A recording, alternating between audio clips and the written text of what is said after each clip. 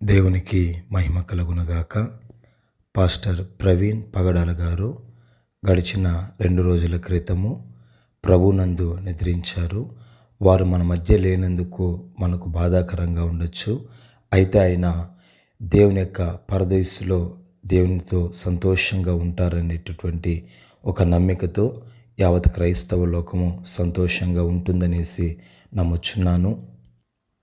ఈ సందర్భం ద్వారా దేవుడు విశేషంగా వారి యొక్క కుటుంబానికి ఆయన నెమ్మదిని, సమాధానమును, విశేషమైనటువంటి ఆదరణను దేవుడు అనుగ్రహించినట్లుగా దేవాతి దేవుని యొక్క కృప వారి యొక్క కుటుంబానికి విశేషముగా తోడై ఉండి కాచి కాపాడి నడిపించుగాక.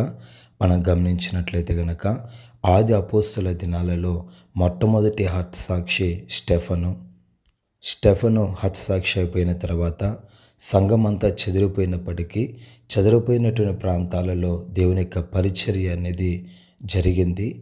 ఆ దినాలు మొదలుకొని నేటి వరకు అనేక మంది దేవుని నిమిత్తం హతసాక్షులయ్యారు.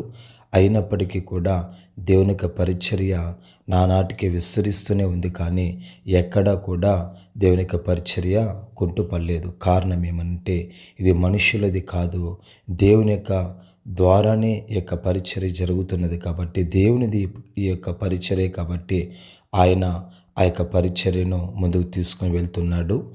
ఈ యొక్క పాస్టర్ గారు చనిపోయిన అనేక మంది అటువంటి ప్రవీణ్ పగడాల గారు మనలో లేవనెత్తబడినట్లుగా దేవుని యొక్క కృప మనందరికీ దయచేయనుగాక.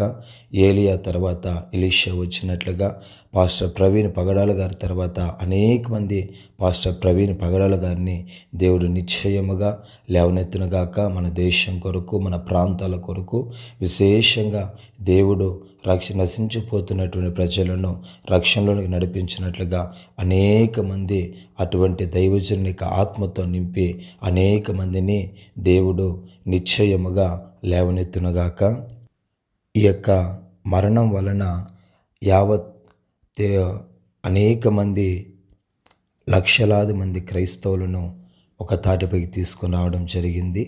అంత మాత్రమే కాకుండా అనేక మంది దైవజనులు కూడా ఈ యొక్క మరణం మీద స్పందించి వారి యొక్క అమూల్యమైన సమయాన్ని కూడా ఈ యొక్క కార్యక్రమంలో వాళ్ళు పొందడం జరిగింది.